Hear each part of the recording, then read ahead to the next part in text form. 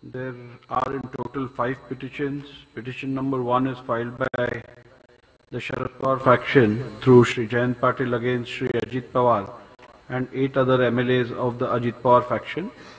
Petition number 2 is filed by the Ajit Pawar faction through Shri Anil Patil against Shri Jayant Patil and Shri Jitendra Awad of the Sharad Pawar faction. Petition number 3 is filed by Shri Sharad Pawar faction through Shri Jayant Patil against Shri Narhari Jhirwar and 19 other MLAs of the Ajit Pawar faction. Petition number 4 is filed by the Sharad Pawar faction through Shri Jitendra Awad against Shri Chetan Tupe and 11 other MLAs of the Ajit Pawar faction. Petition number 5 is filed by the Ajit Pawar faction through Shri Anil Patil against Shri Anil Deshmukh and 7 other MLAs of the Sharad Pawar faction.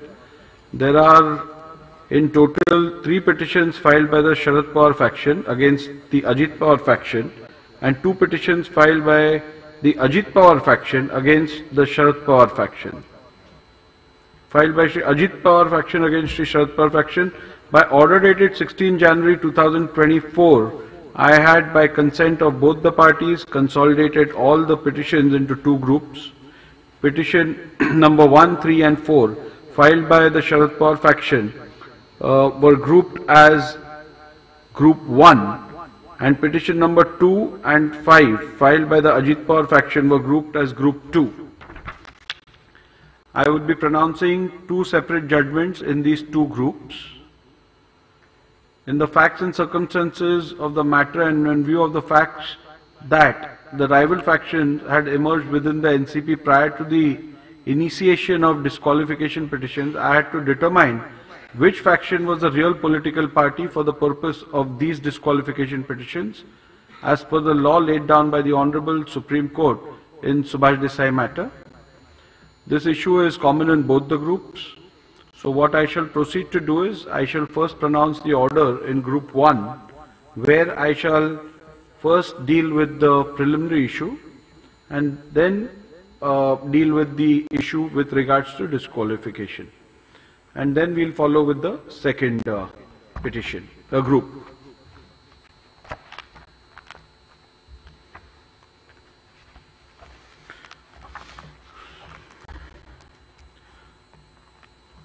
So, the Honorable Supreme Court in Subhash Desai versus Governor of Maharashtra, hereinafter referred to as Subhash Desai, was pleased to hold that the Speaker should prima facie determine who the real political party is for the purpose of adjudicating disqualification petitions if 2 or more factions claim to be that political party in keeping with the principles discussed in the said judgment.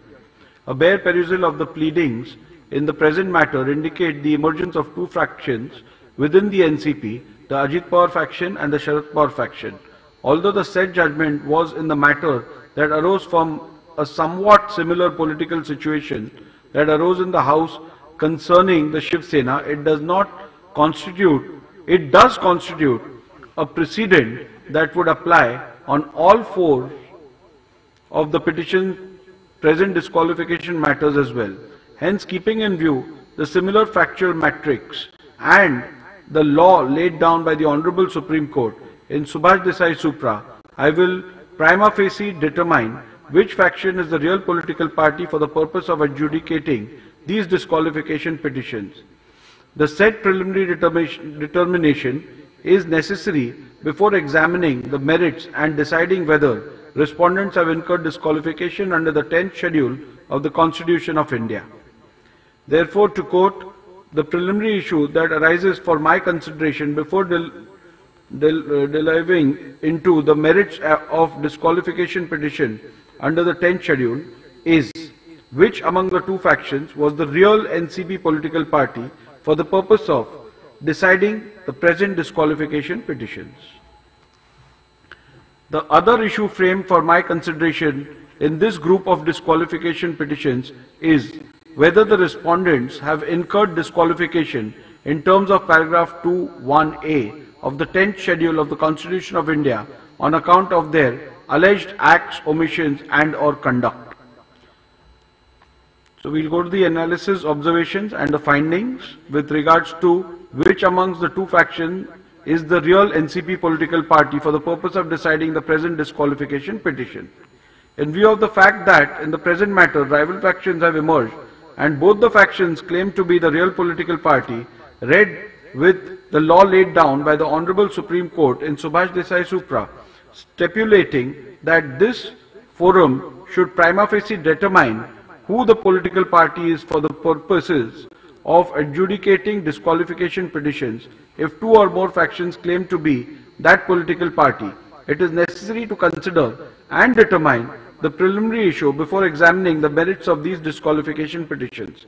Principles laid down by the Honorable Supreme Court in Subhash Desai relevant for the purpose of determining who the political party is. I am not reading out all the contents of the Subhash Desai which we have referred to and relied upon. I will straight away go to my observations. Thus, what emerges from the principles laid down by the Honorable Apex Court is that the question of who the real political party is has to be considered and determined after giving due weightage to 1. The constitution of the political party, 2. The leadership structure of the party, and 3. The legislative majority if two or more factions claim to be the real political party. The question as to who the real political party is hereinafter referred to as the preliminary issue. Since in these proceedings both the factions are claiming to be the real political party at the relevant point of time, and as the said issue arose for determination in these proceedings on 16 January 2024, the said preliminary issue was also framed as one of the issues in these disqualification petitions, thereby affording an opportunity to the parties to make their submissions on this point. I proceed to consider and adjudicate on this. I would be adjudicating the said preliminary issue based on 1. The principles laid down by the Honorable Apex Court, 2. Record available with the Maharashtra Legislature Secretariat, and 3. Submissions made and documents referred to by the parties during the course of the hearing in these disqualification petitions. Petitioner's submissions on the preliminary issue, I am not going to go into reading those submissions again. They are a part of my order which you can refer to. There are also observations with regards to the respondent submissions on the preliminary issue, which also are there in my order, which I won't be reading out at this point of time.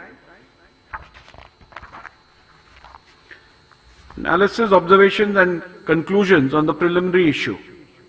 As recorded earlier, the decision of the preliminary issue has to be taken after careful analysis of 1.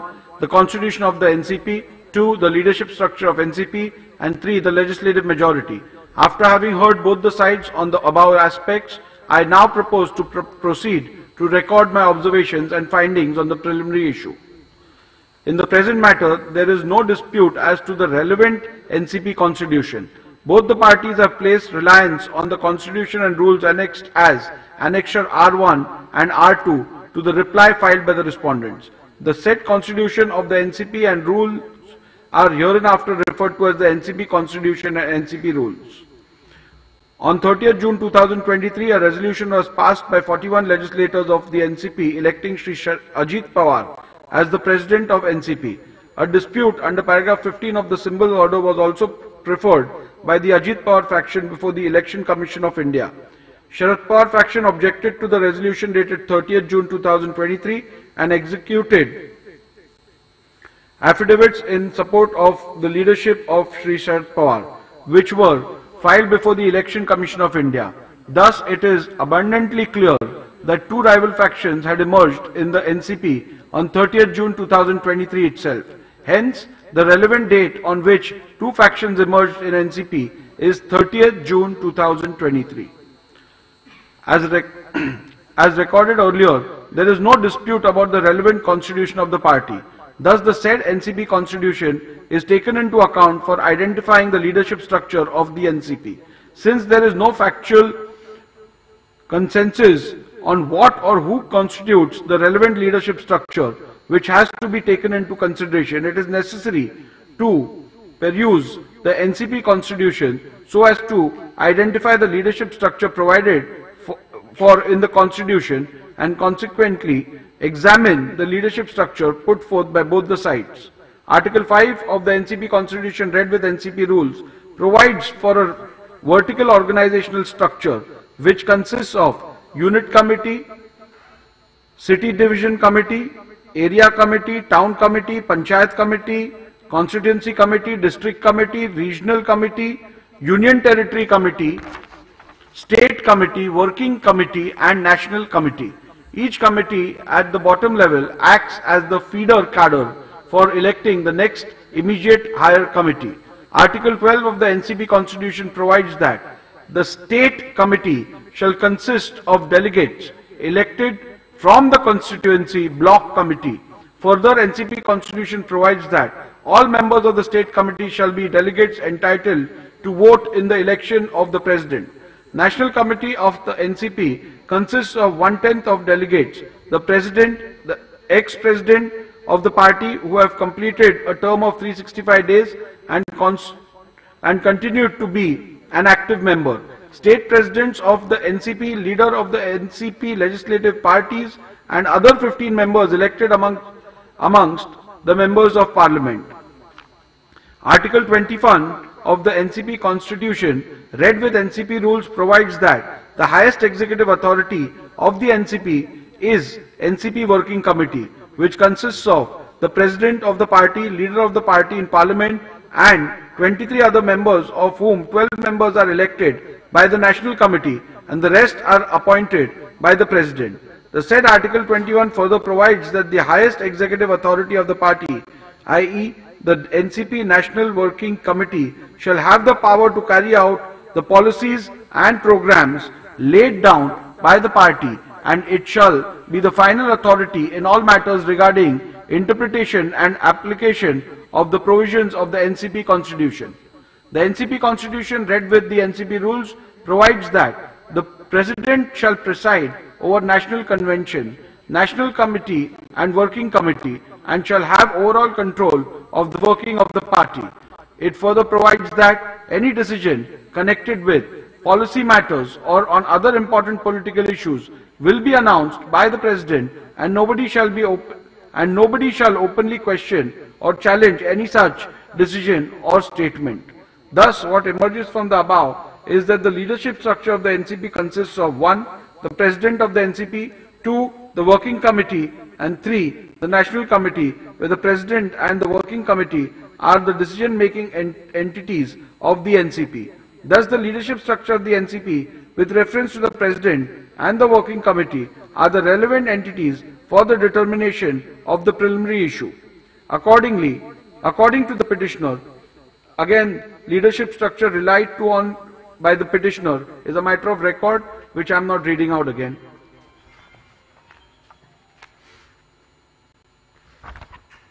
According to the petitioner, a valid leadership structure in consonance with the NCP Constitution exists, as is evident from the letter dated 15 September 2022 issued by Shri T.P. Pitambaram Master, addressed to the Election Commission, intimating details of organizational elections held in the year 2022, and 2.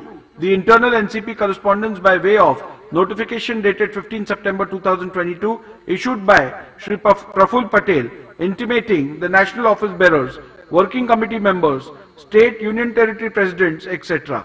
Petitioner primarily relies on these two documents to establish the existence of a valid leadership structure and further submits that the Sharad Pawar faction had the majority within the said leadership structure, based on the reasonings which are a matter of record.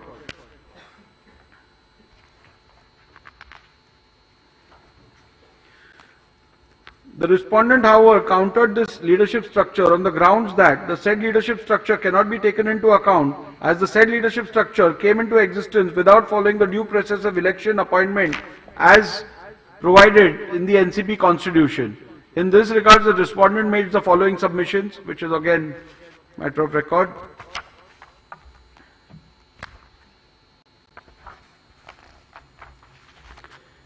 Even though the preliminary submissions of the respondent on the leadership structure is that no leadership structure exists which can be a basis for rendering any finding on the preliminary issue, the respondents in the alternative relied on the resolution dated 30th June 2023, whereby Shri Ajit Pawar was elected as the president of the NCP. Relying on the resolution, the respondent submitted that the constituent members of the leadership structure were changed by electing Shri Ajit Pawar as the president of the party, and if any leadership structure must be considered, then it must be in which Shri Ajit Pawar is the president. The petitioner disputed the aforesaid claim by submitting that the alleged event of 30th June 2022, as claimed by the respondent, are inherently improbable, and the election of Shri Ajit Pawar was not in accordance with the procedure prescribed by the NCP constitutions. Findings and conclusion. At the very outset, I wish to make certain observations. Even though both the parties have submitted, probably owing to the tenor of the observations of the Honorable Supreme Court, that preliminary issue has to be decided on a prima facie assessment of material on record. In fact, both the parties have, contrary to their own submissions, led extensive evidence to buttress their respective arguments with facts in respect of the relevant leadership structure. Be that as it may, I am not inclined to diverge from the Honorable Supreme Court's directives to consider evidence of both parties in respect of validity and or illegality of organizational stroke leadership structure, in which it was this position of prima facie assessment that I adopted in my final order dated 10 January 2023, when I proceeded to decide the disqualification petition number 1 to 16 of 2022, the Shiv Sena disqualification matter, where I have already held that jurisdiction under the 10th schedule only mandates a prima facie adjudication as to what leadership structure of the political party was at the relevant time, and it does not extend to an inquiry as to whether or not leadership structure was pursuant to a validly held election.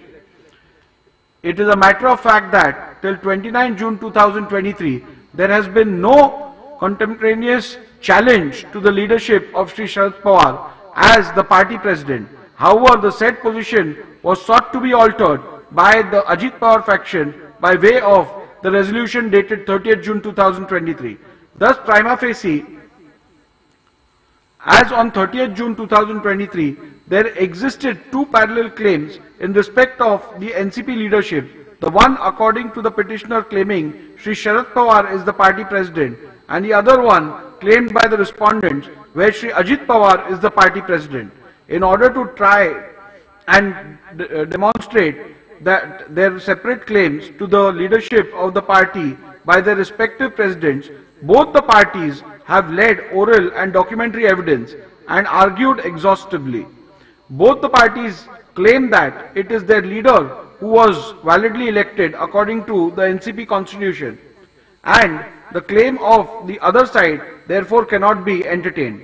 Furthermore, both parties claim that other side's claim as to the leader's election as the party president was not accordance with the NCP constitution. As noted earlier, under the 10th schedule, while deciding the preliminary issue, I cannot go into the validity and or legality of elections to the leadership. I am therefore confronted with the rival assertions which clearly indicate the existence of two persons claiming leadership of the party. It is to be noted at this juncture that the respondent number 1 to 9 of petition number 1 of 2023 joined the government on 2nd July 2023. The resolution electing Shri Ajit Pawar came to be passed on 30th June 2023. This leads to a peculiar situation where there are seen to exist two parallel leadership structures and two party presidents prior to the alleged conduct attracting disqualification. Undoubtedly, the rival parties have tried to lead evidence to justify their opposing stand about the validity of the election of their leader to the post of president. They have tried to show how their separate processes of election were justified by the NCP constitution. I am not inclined to go into their evidence or appreciate their evidence-based arguments, because this would lead deciding whether the rival elections were in keeping with the constitution and the rules, and whether factually Shri Sharad Pawar or Shri Ajit Pawar were validly elected, or whether in fact Shri Sharad Pawar had resigned at the relevant time. I possess no jurisdiction to issue any such declaratory orders. In the absence of such jurisdiction, which is certainly not available under the 10th schedule of the Constitution, or the wherewithal to examine the correctness, validity and legality of parallel claims of valid stroke legal elections, I need not and cannot undertake such an inquiry. Thus, for this reason alone, relying on the test of organizational stroke leadership structure to examine the two parallel rival claims in respect of the leadership about the post of party president, I cannot arrive at even a prima facie decision on the preliminary issue. Irrespective of my findings herein above, if the leadership structure relied on by the petitioner is looked at even for ascertaining the prima facie position, it is seen that it cannot form the basis for determining the preliminary issue for the following reasons.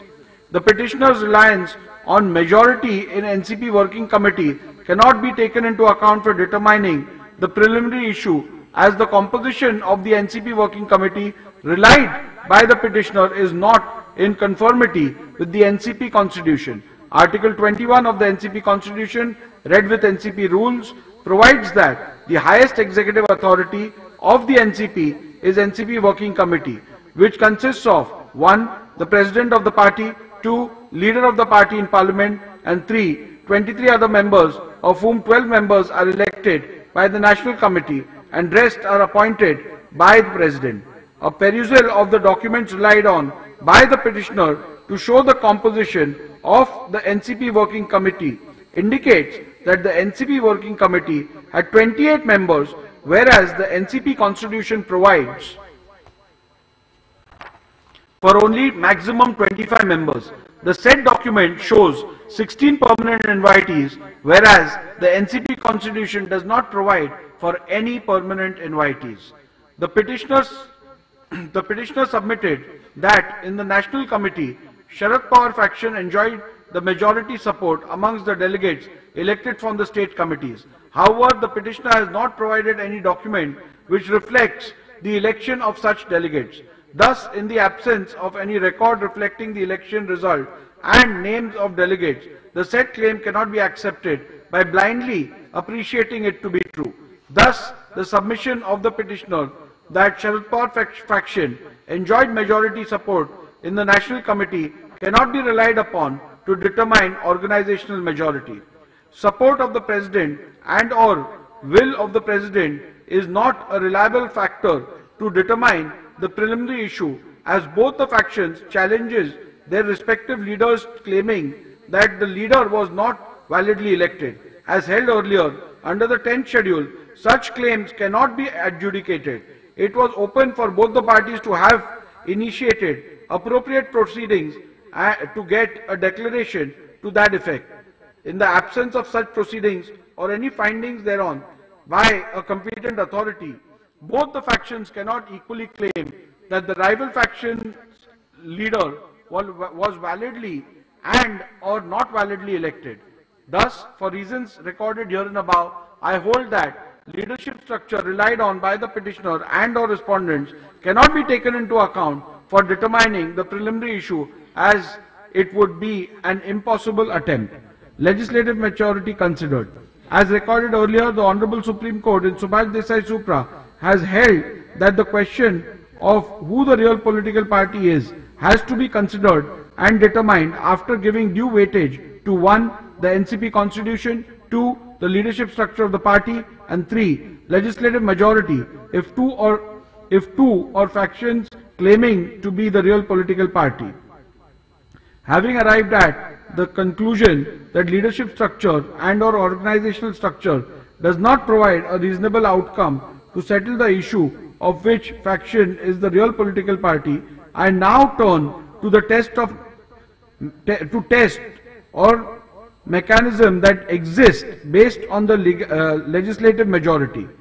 Before delving further, the petitioner's submission that legislative majority cannot at all be taken into consideration has to be considered. The petitioner has placed reliance on paragraph 102 to 111 of Subhash Desai Subra in support of this submission. However, a careful reading of Subhash Desai Supra shows that the said submission is misplaced. Paragraph 102 to 111 of Subhash Desai Supra deals with the issue of who appoints the leader and the whip of the party in house.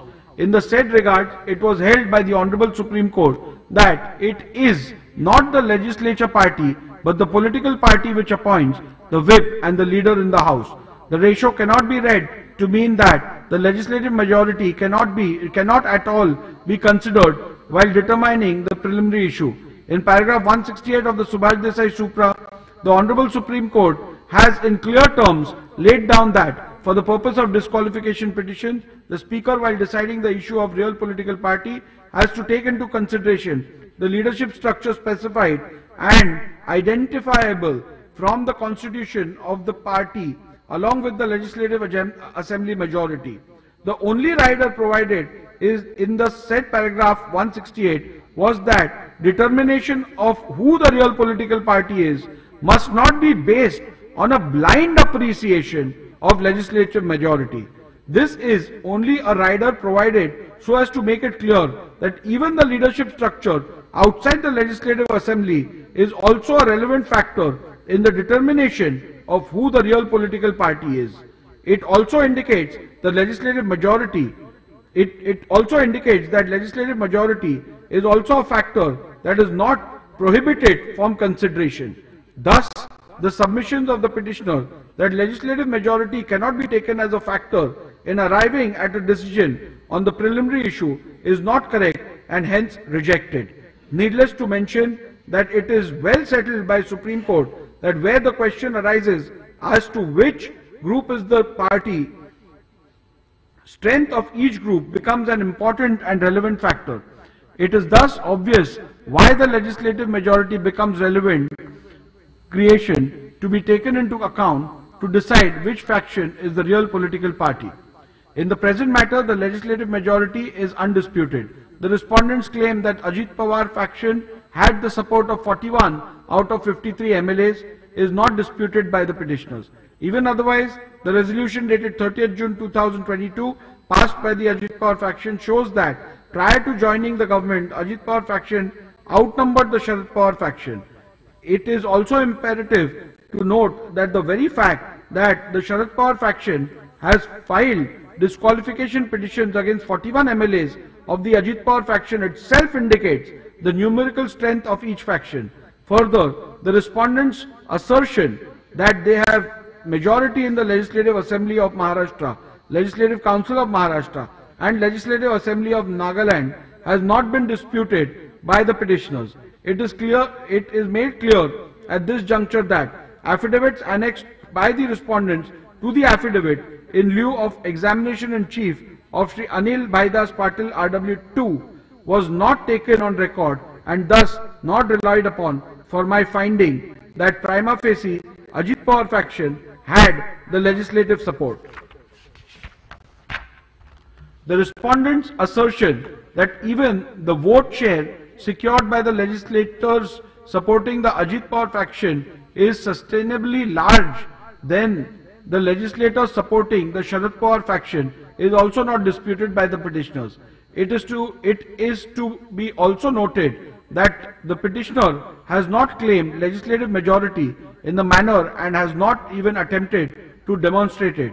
Thus, in view of the above, I hold that preliminary issue as to which faction is the real political party is discernible from the legislative majority which existed when the rival factions emerged. Further, I hold that the Ajit Pawar faction had an overwhelming legislative majority when the rival factions emerged.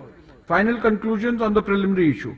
Thus, in view of my findings that the party constitution and leadership structure, organizational structure does not provide any reliable outcome to the question which faction is the real NCP political party, and consequently these cannot be yardsticks to determine which faction is the real political party, and 2, the legislative majority provides a clear and reliable answer to the question of which faction is the real NCP political party, I hold that the Ajit Pawar faction is the real NCP political party for the purposes of these disqualification petitions. Issue number 2. Have the respondents incurred disqualification in terms of paragraph 21A of the 10th schedule for the Constitution on account of their acts, omissions and or conduct? Now with regards to the second issue, it's common again to the extent of the contents to group 1 and group 2. However, considering the importance of this issue, I may read it out in the second order as well, second group as well, even at the cost of repetition. The petitioner has concluded, the petitioner has contended that the respondents are liable to be disqualified on the following grounds. The respondents have gone against the official position of the NCP political party and joined hands with Eknath Shinde BJP government in Maharashtra on 2nd July 2023. The respondents have taken oath as ministers in the Eknath Shinde BJP government in Maharashtra on 2nd July 2023. Unilaterally and without authority, the respondents declared Shri Ajit Pawar as the president of the NCP on 30th June 2023. Unilaterally and without authority, the respondents declared Shri Ajit Pawar as the leader of the legislature party in the Maharashtra State Legislative Assembly on 30th June 2023. The respondents attempted to continue a chief whip who had been removed as a member of the NCP for indulging in anti-party activities. The respondents attempted to create confusion by opening party office without authority. Without any authority, the respondents called an open national convention on 5th July 2023 to ratify the illegal decisions on 30th June 2023. The respondents tendered affidavits in support of Shri Ajit Pawar's anti-party activities. The principal ground on which the disqualification is sought is that by joining the government on 2nd June 2023, the respondent number 1 to 9 is in disqualification petition number 1 of 2023, and by supporting the said action of respondent number 1 of to 9, the other respondents in disqualification petition number 3 and 4 of 2023 have gone against the will of the NCP political party and thereby incurred disqualification under paragraph 2(1)(a) of the 10th schedule of the Constitution. All other grounds are allied grounds arising out of the said principal grounds. In view of my finding that the Ajit Pawar faction was the real political party when the rival factions emerged within the NCP, respondents cannot be held to be disqualified on any of these grounds, as the decision of Ajit Pawar faction constituted the will of NCP political party. Consequently, the disqualification petition number 1, 3 and 4 of 2023 are liable to be dismissed. In view of my findings that Ajit Pawar faction was the real NCP political party when the rival factions emerged, the respondents cannot be held to be disqualified for grounds recorded in paragraph 76A and B. Even otherwise, irrespective of my conclusions about which faction was the real political party, for the reasons recorded herein below, the respondents cannot be held to be disqualified on the grounds recorded in paragraph 76. Irrespective of my conclusions on the real political party, in my considered opinion, none of the averments, contentions or pleadings raised by the petitioner, especially ground C to H recorded in paragraph 76 herein above, fall within the ambit of paragraph 2(1)(a) of the 10th schedule of the Constitution. It is necessary to understand the scope and object of the said provisions of the 10th schedule of the Constitution. The object underlying the said provision was to curb the evil of political defection motivated by various considerations which endanger the foundations of our democracy. What is to be noted is that 10th schedule is intended only for the purpose of prohibiting and punishing defections, and that too with the objective of preserving the foundations of democracy. I am pained to observe that in the present matter, what the When the facts, circumstances and evidence are viewed, the misuse of the provisions of 10th schedule by political parties becomes apparent. It appears that the initiation of the proceedings is not to prevent maverick and irresponsible defection or to call an errant member to book. It is to suppress dissent within the party and open a new direction in the political tussle for power. The attempt is to stretch the provisions of 10th schedule to suit private objectives of individuals or parties rather than prevent the harm that is caused to elective democracy itself.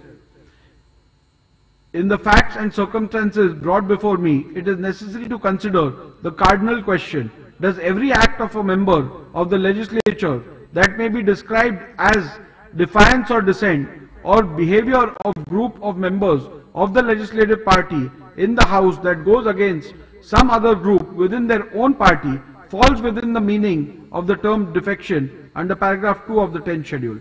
As the Speaker and even as the elected representative, as an elected representative, I witness the daily churning of politics as it plays out before me. I see members, their political leaders and their parties as if through a kaleidoscope, making and breaking into new forms, forging new alliances, undoing old relationships, striking out in unknown directions.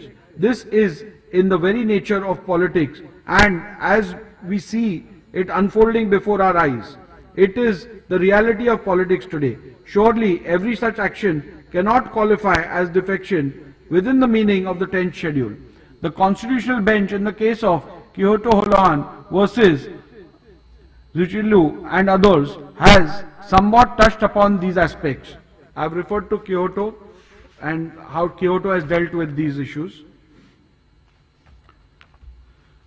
Then, would every act of defiance or dissent or behavior of groups of members that goes against some other group within their political party fall within the meaning of the term defection under paragraph 2 of the 10th schedule? The question, no doubt, is foundational, but by no means is it the only question that arises for consideration. The companion question that arises is equally fundamental. Is the 10th schedule a tool to control opposition within the political rank of the party? Assuming that rightly or wrongly the behavior of the acts of the respondent in these groups of petitions of raising their voice against Shri Sharad Pawar and disobeying the diktats of Shri Sharad Pawar amounts to indiscipline, could such action amount to members having voluntarily giving up membership of the party, thereby attracting disqualification under the 10th schedule? The event that unfolded between 30th June 2022 and 2nd July 2022 were clearly in the nature of intra-party dissent within the Nationalist Congress Party, and the members of the party stood divided between two leaders, i.e. Shri Sharad Pawar and Shri Ajit Pawar. But this conflict was clearly within the political party. Questioning the decision of Shri Sharad Pawar and going against his wishes cannot be said to be an act of defection or of leaving the party. It is a dissent expressed by the members of the NCP. At no point of time did any of the leaders, including the respondents, ever made any attempt that would amount to a statement or contention to leave the NCP political party. Members of the party expressing concerns against certain political behavior of other members of the party would not constitute defection.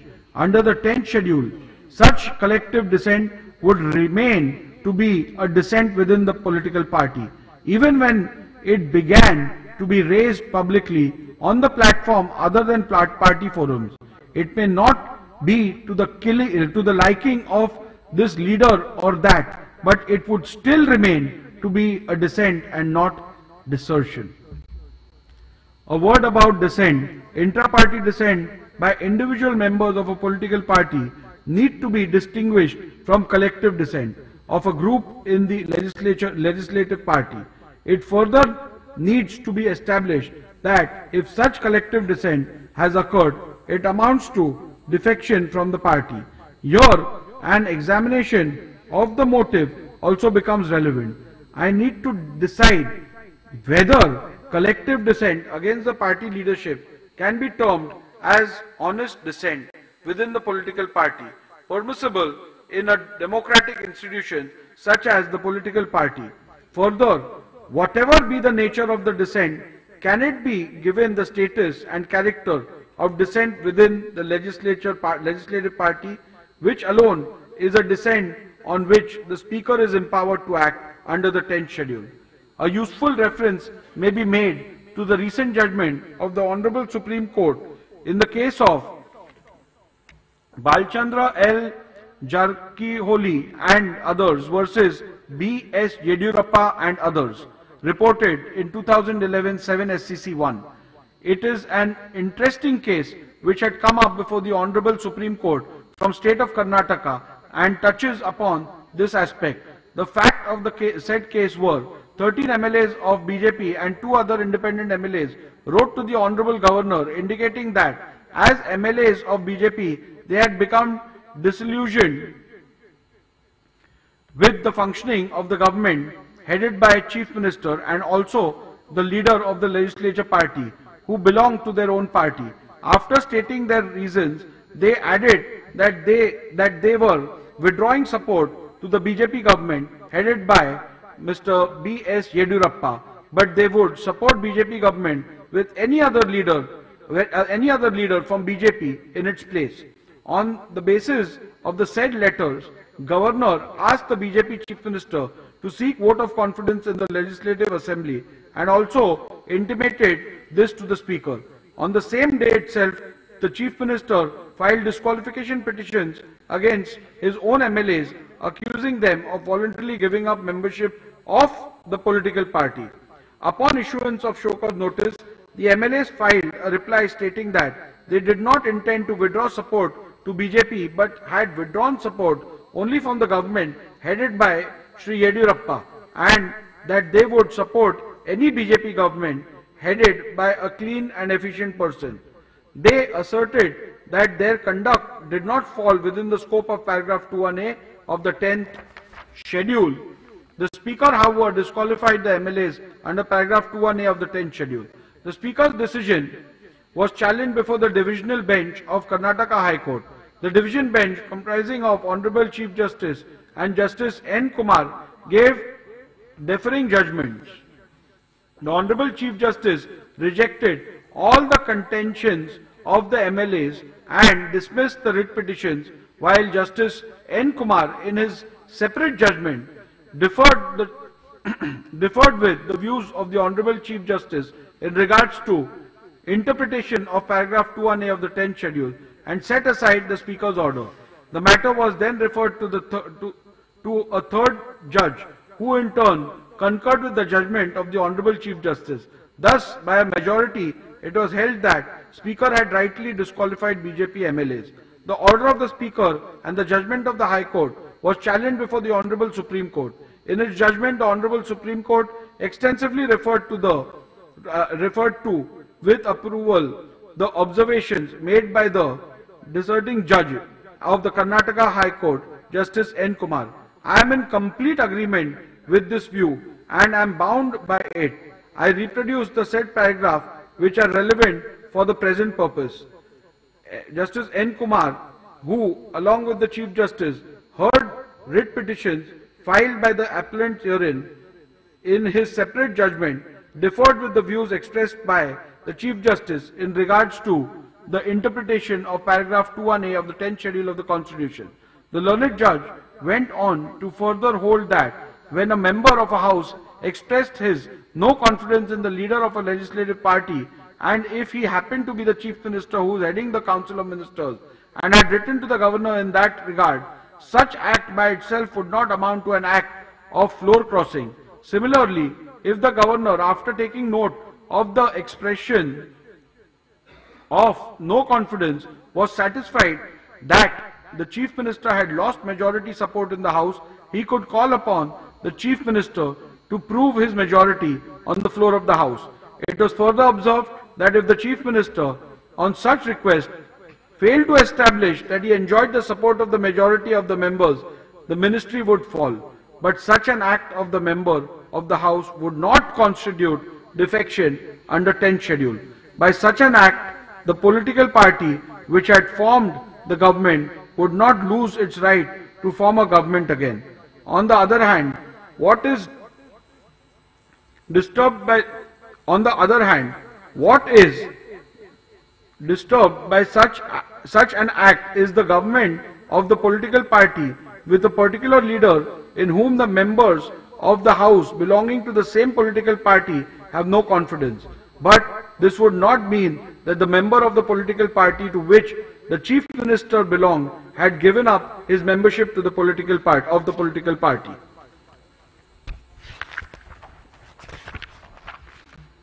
Having dealt with the various decisions referred to hereinabove, the learned judge came to the conclusion that it was clear that an act of no confidence in the leader of the legislative party does not amount to his voluntarily giving up membership of the political party. Similarly, his act of expressing no confidence in the government formed by the party with a particular leader as the Chief Minister would not also amount to a voluntary act of giving up the membership of that political party. The learned judge further observed that deserting the leader and deserting the government is not synonymous with deserting the party. If a member resigned from the ministry, it would not amount to defection. What constitutes defection under paragraph 21A of the 10th schedule is deserting the party. The learned judge observed that dissent is not defection, and the 10th schedule, while recognizing dissent, prohibits defection. In this background, on an appreciation of facts on record, I find that the present petition do not attract or justify actions under the 10th schedule. In my view, the petitioner cannot and should not use the provisions of 10th schedule as a weapon to silence or browbeat the members or to crush opposition. That would be a complete abuse of the process of law and would run counter to the constitutional intent behind the 10th schedule. It also underlines the instance of the Election Commission of India to bring about changes in the party constitution to make it more democratic by providing party cadre a platform to express themselves and give them a voice in the party's decision making. It may be that some members go overboard and make some statements or do some acts which may be in breach of party discipline. It would be for the political party to deal with them appropriately and not for the 10th schedule. Looking at the degree or gravity of the indiscipline, the concerned members may be censured, admonished, or reprimanded or given a more extreme punishment such as suspension or expulsion from the party, as may be warranted by the party's rules. Even the most extreme punishment of expulsion from the party would not have the effect of these members losing their seat in the House. The members would remain as unattached members in the House, continuing to represent their constituencies, and they would still continue to be members of the political party for the purpose of 10th schedule. The 10th schedule is not intended to be used as a device for imposing inter-party discipline, much less for administering the party. No party leadership can use the provisions of 10th schedule as a deterrent to stifle the collective dissent of large number of members by threatening them with disqualification under the 10th schedule. In a given case, when a tussle for leadership arises between leaders in a political party, the elected members, as indeed the common party workers, usually cannot remain mute onlookers. They are compelled to choose sides. Whatever else may be the consequences of their action or inaction, the parties cannot expect that the Speaker's office be used to eradicate opposition or quell dissent in party ranks by employing the mechanism of the 10th schedule. 10th schedule can only enter the arena if members voluntarily give up membership of the party. As things stand, the Speaker has no role to play in the game of political tussle between warring party leaders. The Speaker's action of imposing penal consequences is prompted by the letter of the law or spirit behind the 10th schedule, which, in my considered view, is to preserve the democratic foundations of legislatures or the parliament. The Speaker must keep in mind this objective underlying the 10th schedule and see if the indiscipline falls within the provisions of paragraph 2(1)(a) of the 10th schedule. The Speaker must guard against the power under the 10th schedule from being invoked with ulterior motives for party gains. Thus, for the reasons stated above, respondents cannot be held to be disqualified on any of the grounds recorded in paragraph 76 C to H, as they do not amount to voluntarily giving up membership of the political party. Consequently, the disqualification petition number 1, 3 and 4 of 2023 are liable to be dismissed. In view of my conclusions and findings recorded here and above, petition number 1, 3 and 4 of 2023 are hereby dismissed.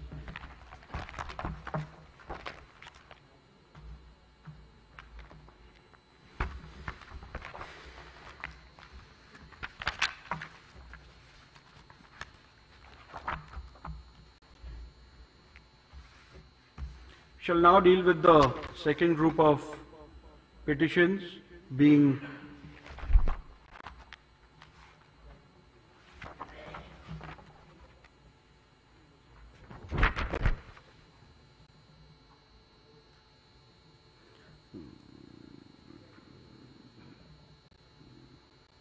petition number 2 and 5 filed by the Ajit Pawar factions have been grouped as group 2, really pronouncing the order for those petitions filed by the Ajit Pawar faction against the members belonging to the Sharad Pawar faction.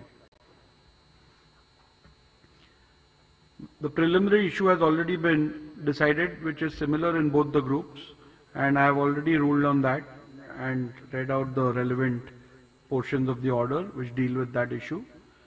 Now, with regards to have respondents incurred disqualification in terms of paragraph 2(1)(a) of the 10th schedule of the Constitution on account of their acts, omissions and or conduct. So this is the respondents as in the Sharad Pawar faction MLAs, whether through their acts and conducts do they qualify for disqualification under 2(1)(a). Petitioner has contended that the respondents are liable to be disqualified on the following grounds. A. Tendered affidavits in support of Shri Sharad Pawar without seeking permission of party president Shri Ajit Pawar. Respondents, by making statements against the decision of the party to join the government, has committed anti-party activities and have thus voluntarily given up the membership of the party. In my considered opinion, irrespective of my decision that the Ajit Pawar faction was a real NCP political party when the rival factions emerged, none of the averments, contentions or pleadings raised by the petitioner in this group of petition shall fall within the ambit of paragraph 2(1)(a) of the 10th schedule of the Constitution. The object underlying the provisions in the 10th schedule was to curb the evil of political defections motivated by various considerations which endanger the foundations of our democracy. What is to be noted is that the provisions of the amendment are intended only for the purpose of prohibiting and punishing defection, and that too with the objective of preserving the foundation of democracy. The rest of them are, my observations are same with regards to the distinction between dissent and defection.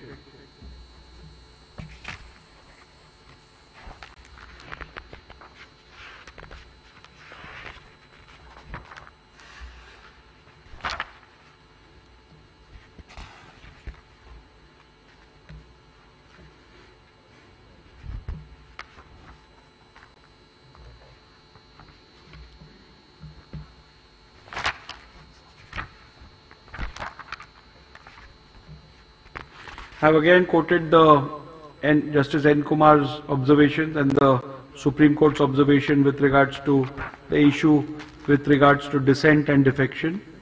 We've dealt with that in the previous order as well.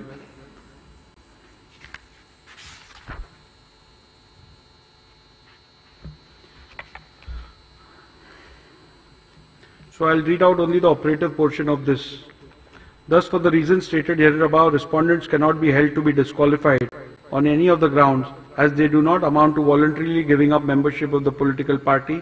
Consequently, the disqualification petition number 2 and 5 of 2023 are liable to be dismissed. In view of my conclusions and findings recorded here and above, petition number 2 and 5 of 2023 are hereby dismissed.